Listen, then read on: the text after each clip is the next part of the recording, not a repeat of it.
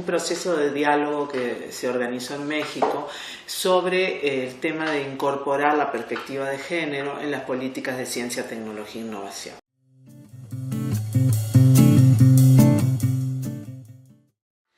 Digamos que en los últimos años el tema de adoptar perspectiva de género e incluirlo dentro de las políticas de ciencia, tecnología e innovación ha sido un tema relevante. En realidad, en general, el tema de adoptar perspectiva de género en diferentes ámbitos de las políticas. En el caso de México, ha habido incluso algunos cambios en la ley de ciencia y tecnología tratando de incorporar la perspectiva de género, al menos en la legislación. Siempre hay dificultades para transitar de los cambios en la legislación a las regulaciones y la incorporación propiamente en las políticas. Pero bueno, había como un contexto nacional en el cual el Plan Nacional de Desarrollo se incluyó de forma transversal el tema de la perspectiva de género, y los cambios en la Ley de Ciencia y Tecnología ponían sobre la mesa que había una oportunidad de avanzar en una incorporación más clara de la perspectiva de género en el diseño de las políticas de ciencia, tecnología e innovación.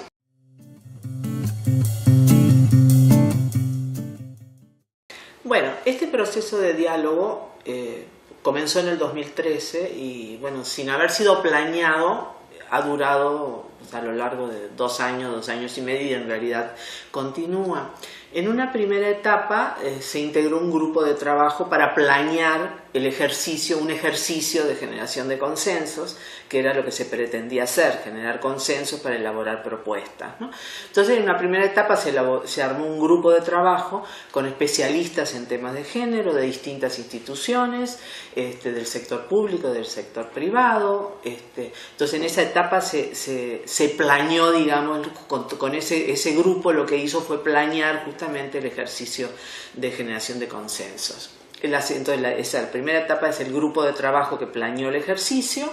La segunda etapa es propiamente el seminario de generación de consenso, que fue un seminario abierto, muy amplio, donde se integraron distintos grupos que trabajaron al mismo tiempo sobre temáticas específicas relacionadas con la perspectiva de género en las políticas de CTI, en educación superior, en investigación, en innovación en el sector privado, en dirección de las instituciones de educación superior, porque también hay un problema que hace de que sobre todo lleguen pocas mujeres a los cargos de dirección. Entonces uno de los grupos trabajó sobre eso. Bueno, entonces esa segunda etapa, que fue el taller, el seminario grande integrado con formato de taller, se trabajaron los distintos grupos de trabajo y se hizo luego una sesión amplia, abierta, en donde todos participaron y donde se pudieron tomar un conjunto de acuerdos que emanaron de los distintos talleres que trabajaron, o grupos de trabajo que trabajaron al mismo tiempo durante la primera etapa del taller. Y entonces, bueno, se acordaron un conjunto de recomendaciones sobre cómo adoptar una perspectiva de género en las políticas de ciencia, tecnología e innovación, ¿no? Entonces, esa es la segunda etapa. En una tercera etapa se hizo la difusión más pública de los resultados y de las recomendaciones que emanaron de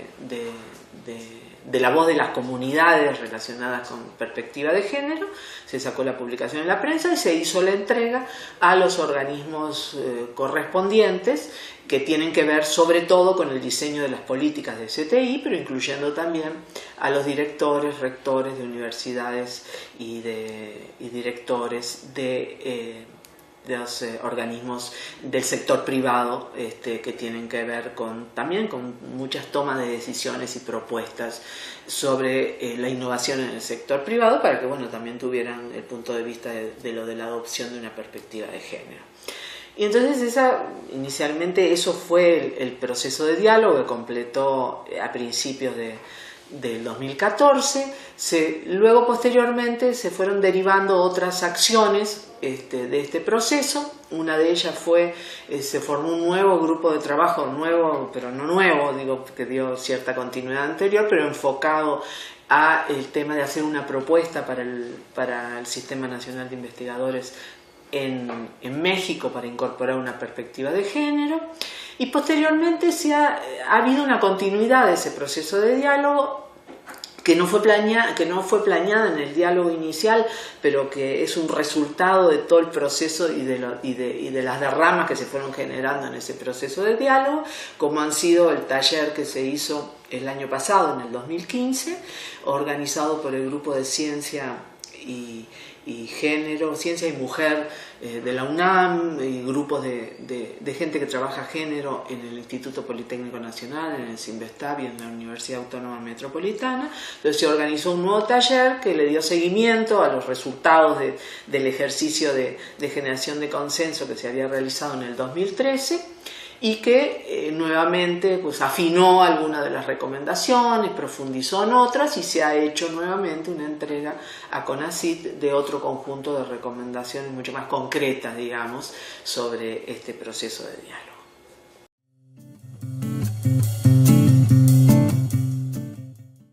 En relación a los retos que se enfrentaron en el proceso de diálogo, hubo retos a lo largo de todo el proceso de diálogo.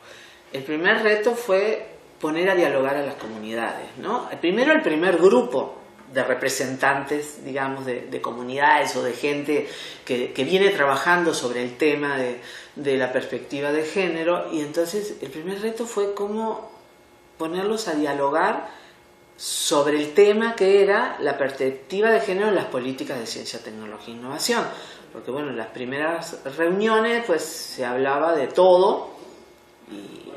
todo lo que tenía que ver con género, y había muchas dificultades para enfocarse en algo muy concreto, porque bueno, un diálogo para que tenga resultados, pues, como que tiene que ser más concreto, ¿no? Y entonces lo concreto aquí era la perspectiva de diálogo en las políticas de CTI. Entonces fue un primer diálogo, o sea, limar asperezas entre representantes de comunidades que tienen distintas opiniones sobre muchas cosas, que ponen énfasis en distintos aspectos, ¿sí? Entonces esa primera etapa fue complicada. La participación de investigadores con funcionarios del sector público que tienen también intereses distintos y que tienen otra lógica sobre cómo concretar aspectos, ¿no? O sea, en el sector público se trabaja para el día de ayer, ¿no? Y el investigador lo que busca es que si tiene que hacer una hoja quede bien escrita, y entonces, o sea, hay un tema de tiempos y de ritmos de trabajo. Entonces ese fue otro de las dificultades. Un tercer reto es cómo hacer de que de los cientos de propuestas que emergieron en el taller, pues llevarlas a 10 que pudieran ser publicadas en la prensa y pudieran ser entregadas a un organismo como CONACYT o como IMujeres, ¿sí? Donde no le podés llevar 150 propuestas, o sea, porque además muchas propuestas se cruzan necesariamente cuando la gente propone cosas, o sea, es difícil durante un día de trabajo pues limar y que te queden muy poquitas. Entonces, bueno, un tercer problema fue cómo lograr sintetizar lo más importante, ¿no? Y en 10 puntos, ¿no? Y eso fue difícil y tiene todos sus problemas después, porque los que participaron en el taller no necesariamente se veían bien representados en los 10 puntos que salieron de recomendaciones que recogían los aspectos más relevantes, ¿no? Pero bueno, eso es parte de cómo traducir los resultados de un proceso de diálogo para que pueda ser entendido por los que lo van a recibir, en este caso funcionarios públicos, y al mismo tiempo se sientan representados los que dieron sus opiniones, las comunidades que dieron sus opiniones. Ese es otro tema que siempre es difícil en los procesos de diálogo y que tuvo sus dificultades acá, pero bueno, se concretó a ese nivel, ¿no? Y bueno, y el otro reto es cómo darle continuidad, o sea, se sacan un conjunto de propuestas, pero cómo se logra luego hacer el seguimiento con el sector público de esas recomendaciones que se sacaron, ¿no? Y en este último reto pues surgió que uno de los grupos que participó en este proceso de diálogo, una de las comunidades en verdad, pues asumió, digamos, un papel de liderazgo para dar el seguimiento a este proceso de diálogo y a los resultados de este proceso de diálogo, y entonces pues asumieron el liderazgo, organizaron el siguiente taller, y al día de hoy continúan pues tratando de que CONACYT tome en cuenta las propuestas que han emergido de esta opinión de las comunidades.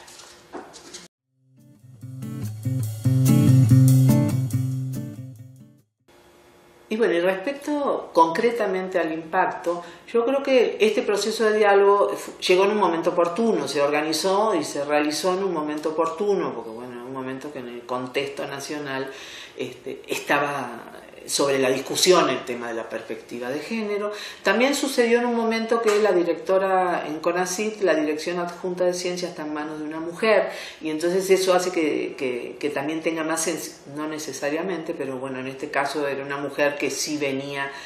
con la preocupación de la perspectiva de género, entonces eso también generó condiciones para que hubiera una participación más activa de CONACYT en este proceso. Entonces no se podría decir de que todo lo que ha hecho CONACYT en términos de perspectiva de género está asociado al diálogo, a este proceso de diálogo, pero sin duda este proceso de diálogo tuvo un impacto muy importante para empoderar a la directora de ciencia de CONACYT y empujarla en la dirección de introducir o buscar introducir muchas más acciones dentro de CONACYT. Entonces los programas, en general en los programas de CONACYT hoy hay, se incorpora al menos aspectos que dan luz sobre una perspectiva de género en los mismos programas y en las convocatorias, lo que sea, en la convocatoria del Fondo de Sectorial de Salud aparece el tema de ciencia y de salud y género y así, ¿no? Entonces no se puede decir que todo sale de ahí, pero sin duda se reforzaron ambos elementos y eso es un impacto muy significativo. El hecho de que haya perdurado hasta hoy el tema y que se sigan organizando estas cosas dándole seguimiento a eso que se hizo en aquel momento es otro de los impactos que ha habido importantes en este proceso de diálogo.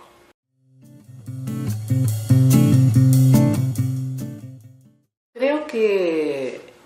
fue importante en este proceso de diálogo, primero, que la organización del proceso de diálogo estuviera mismo en manos de dirigentes de algunas de las comunidades que tienen que ver con la perspectiva de género en las políticas de ciencia, tecnología e innovación, ¿no? Entonces lograr generar esos acuerdos entre esos grupos y que de ahí emergiera la forma de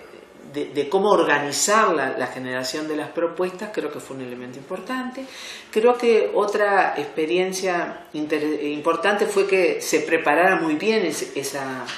ese evento de generación de consensos, porque si no se hubieran preparado los documentos iniciales ya más depurados, en vez de salir 150 recomendaciones hubieran salido 500, o sea, hubiera habido mucho menos enfoque en la generación de estas recomendaciones, ¿no? Creo que también fue un elemento importante